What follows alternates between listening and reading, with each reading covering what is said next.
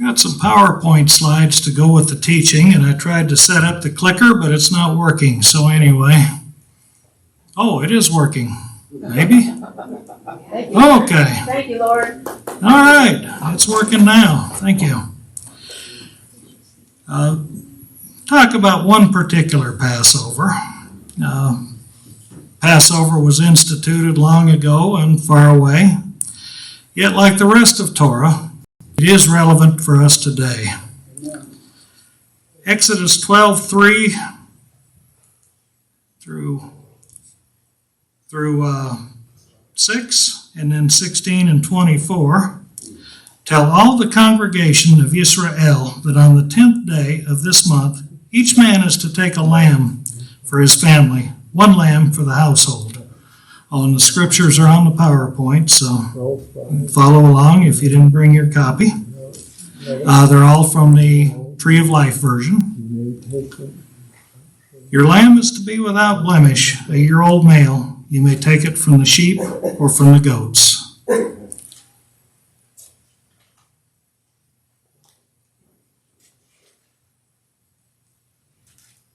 Oh, okay. Wrong button. This technical stuff. You must watch over it until the 14th day of the same month. Then the whole assembly of the congregation of Israel is to slaughter it at twilight. The first day is to be a holy assembly for you, as well as the seventh day. No manner of work is to be done on those days, except what is eaten by every person. That alone may be prepared by you.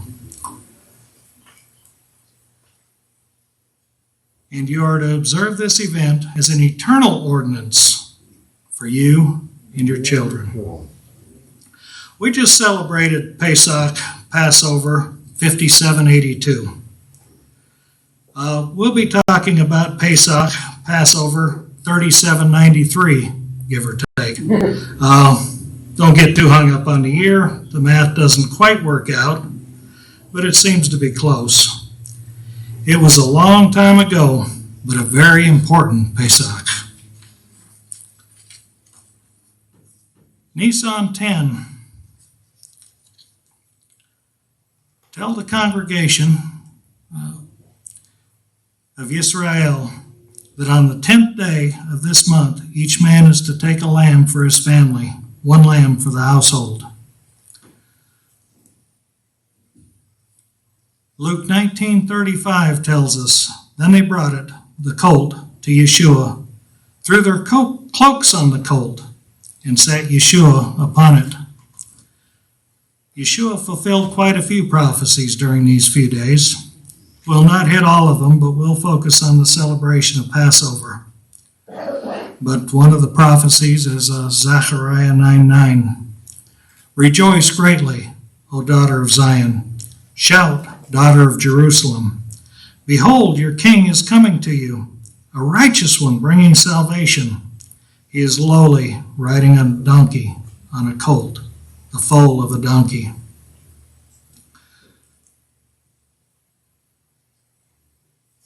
Luke 19:36. And as he went along, the people were spreading their cloaks on the road. When Yeshua came near the slope of the Mount of Olives, the whole crowd of disciples began to rejoice. They praised God with a loud voice for all the miracles they had seen.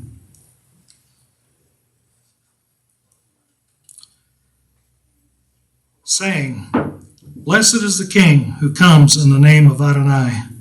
Shalom in heaven and glory in the highest. And Psalm 118:26 is where they got that. Baruch haba b'shem Adonai.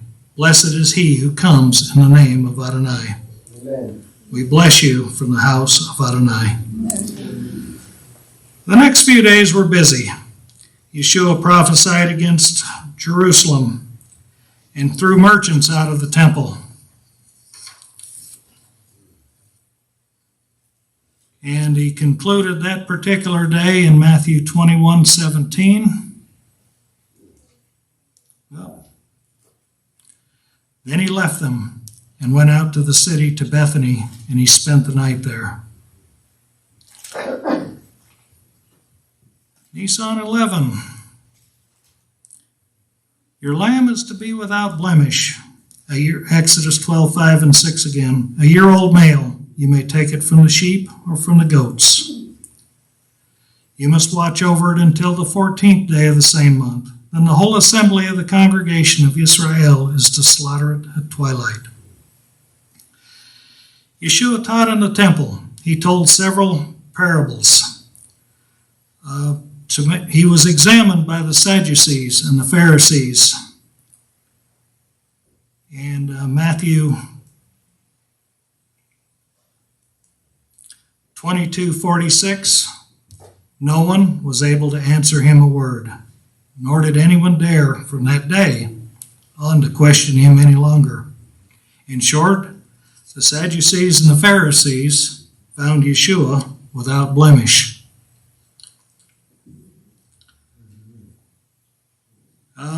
And the days get kind of mixed up here, so I think it might have been Nisan 12.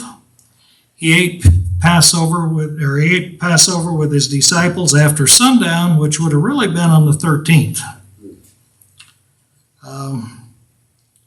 Anyway, Nisan 13, the day before, Yeshua ate Passover. The evening before, anyway. Yeshua went to the Mount of Olives to pray. Yeshua was betrayed and arrested. Then they seized Yeshua and led him away, Luke 22:54, into the house of the Kohen Gadol, but Peter was following from a distance. Throughout that night, Yeshua was beaten and mocked. After reading Luke and Matthew, it was unclear as to whether Yeshua was examined by the Sanhedrin at night or early in the morning. Luke 22:66 says, as it became day, the elders of the people gathered together, both ruling Kohanim and Torah teachers. Matthew 26:57. Now those who had seized Yeshua led him away to Caiaphas, the Kohen Gadol, going back to the garden, where the Torah scholars and elders had gathered. Either way, whether it was night, early morning, Yeshua was examined by the high priests and the Sanhedrin.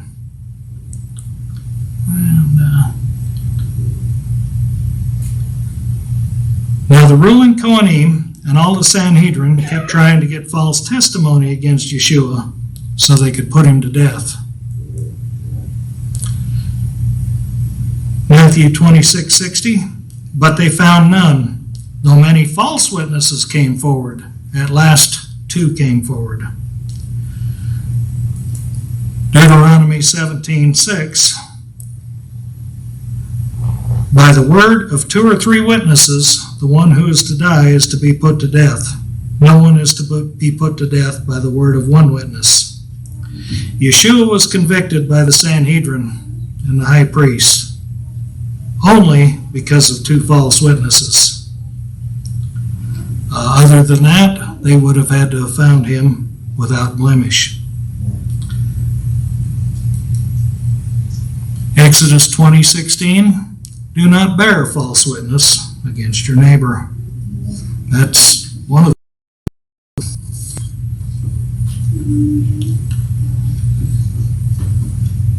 That day in the daytime, Yeshua is examined by Pilate, who then sent him to Herod to be examined. Matthew 27:1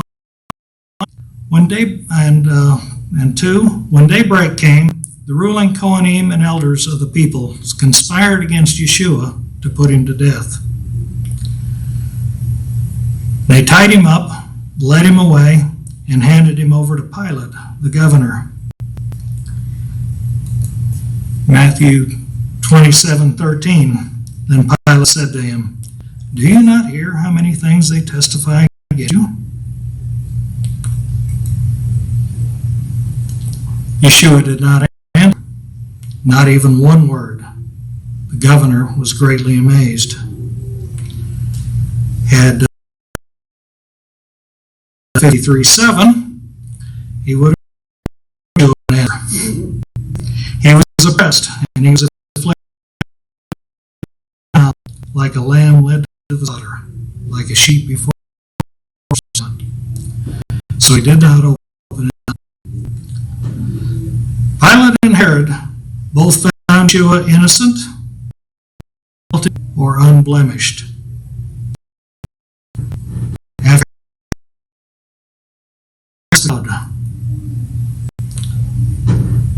and he said to them, incites the people to revolt. Having examined him in your presence, I have found this man regarding what you accuse him of doing. Nor did Herod, for he sent him back to us. Indeed, he has done nothing that is worthy of death.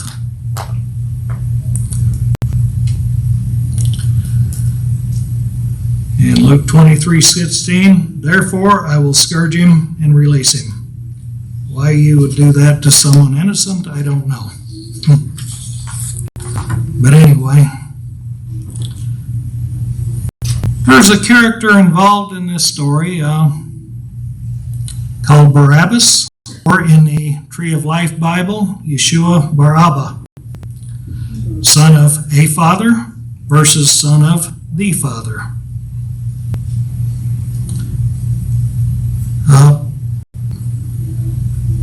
I kind of see Barabbas as representing all of humanity.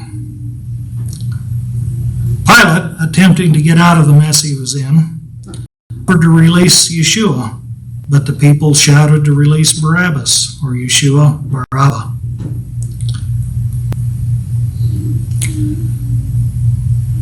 Matthew 27:17 through 23.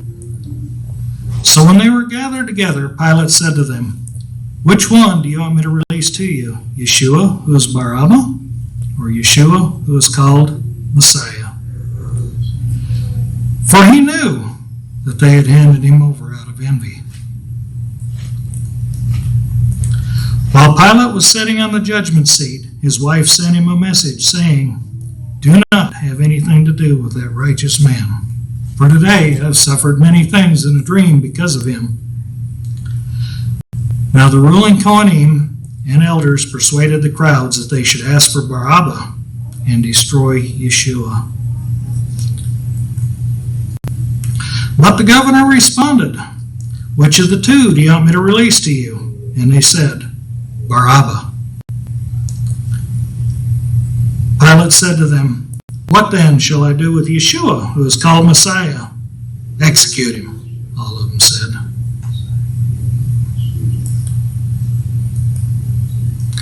But Pilate said, why?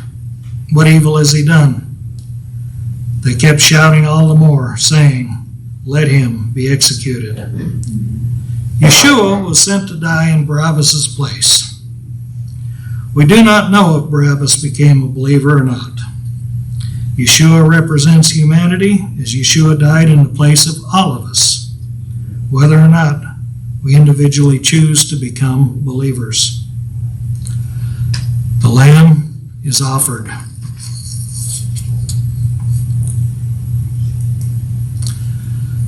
Luke 23:32 and 33 tells us, others, two evildoers, were also led away to be put to death with him. When they came to the place called the Skull, where they crucified him and the evildoers, one on his right and the other on his left.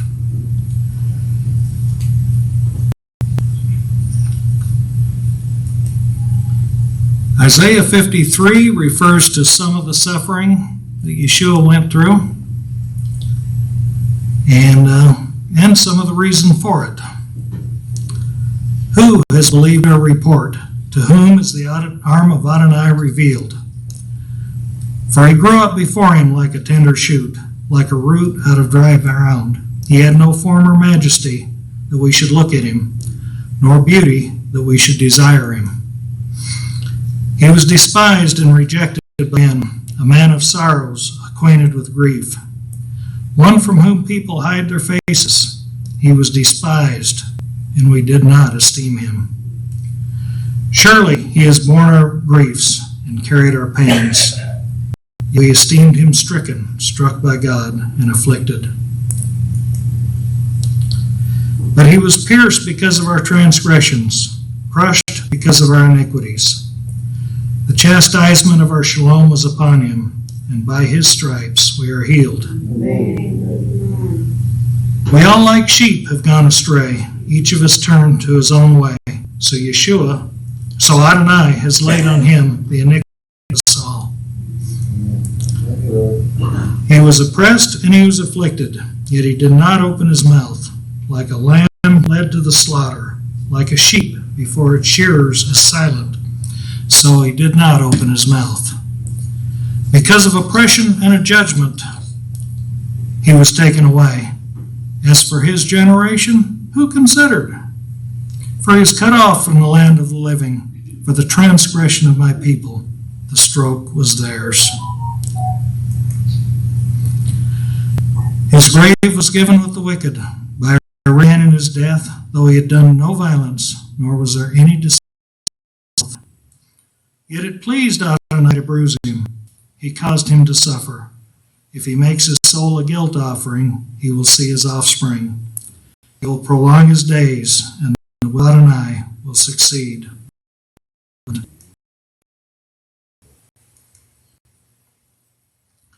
As a result of the anguish of his soul, he will see it and be satisfied by his knowledge.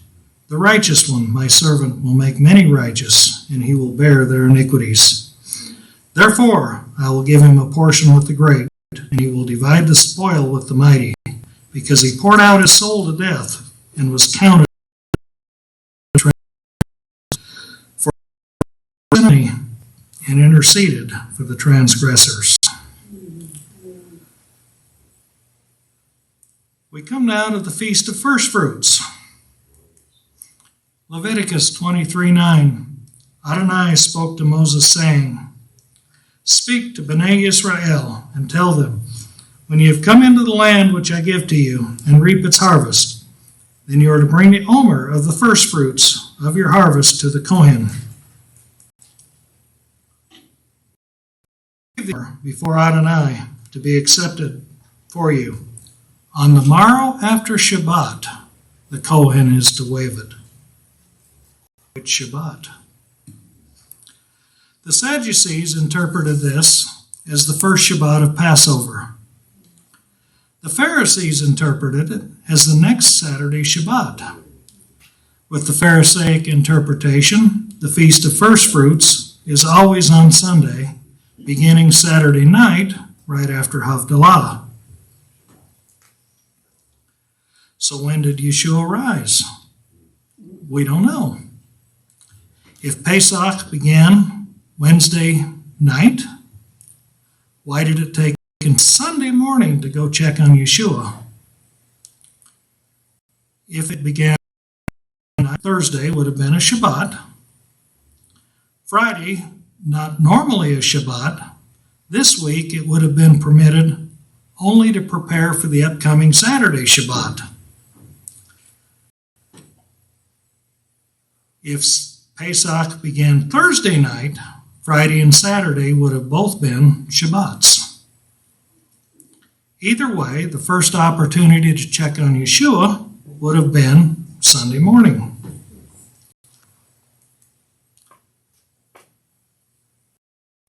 One through 4. Now on the first day of the week, carrying the spices they had prepared, they found which men rolled away from the tomb. But when they entered, they did not find the body of the Lord Yeshua.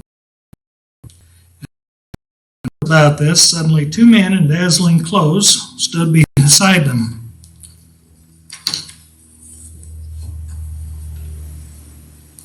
The women were terrified and bowed their faces to the ground, but the men said to them, "Why do you live on the dead? He is not here. He is risen. remember what he told you when he's still in the Galilee.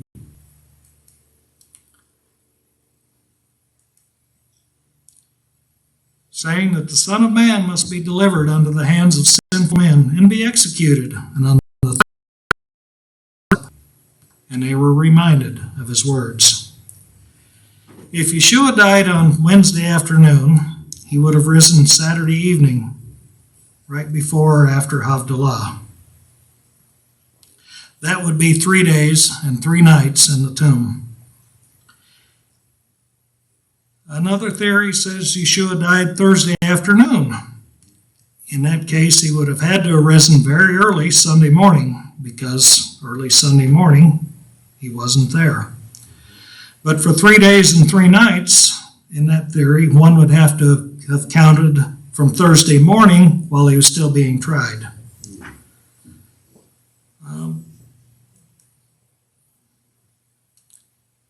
1 Corinthians 15:20 tells us, "But now Messiah has been raised from the dead, the first fruits of those who have fallen asleep." So we have seen Yeshua was brought into the house on Nisan 10, according to Exodus 12:3. Okay, I missed a slide for Exodus 12:3. Tell all the congregation of Israel that on the 10th day of this month, each man is to take a lamb for his family, 1 lamb for the household.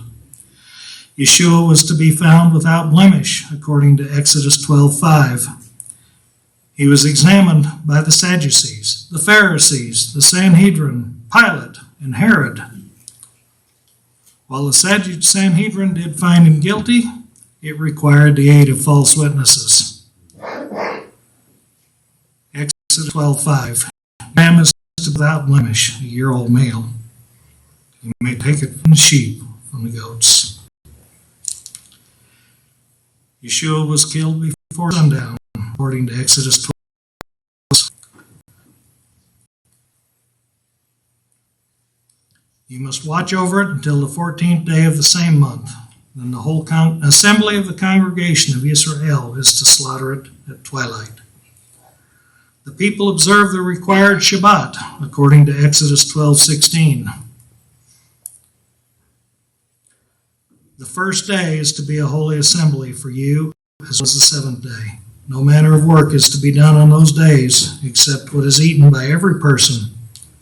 That alone may be prepared by you. Yeshua rose from death and became the first fruits of the dead. 1 Corinthians 15:20, "But now Messiah has been raised from the dead, the first fruits of those who have fallen asleep." Peter explains to us the purpose of all of this, kind of summarizes it for us. 1 Peter 1:18 through 1:21. "You know that you were redeemed from the futile way of life handed down from your ancestors, not with perishable things such as silver or gold, but with precious blood like that of a lamb without defect or spot, the blood of Messiah."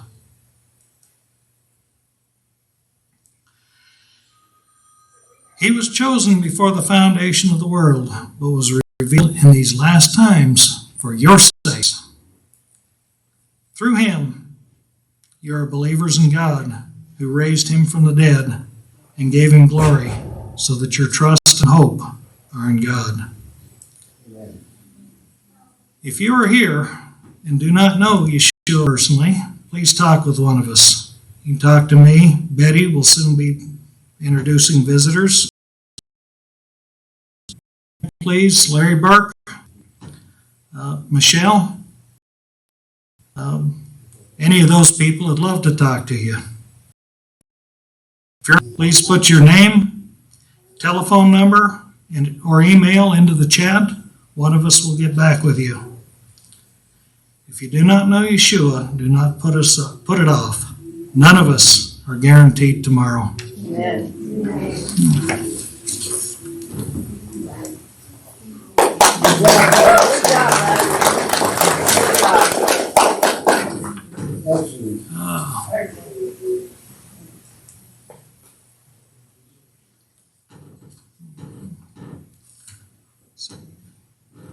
Oh, at this time, I'd like to open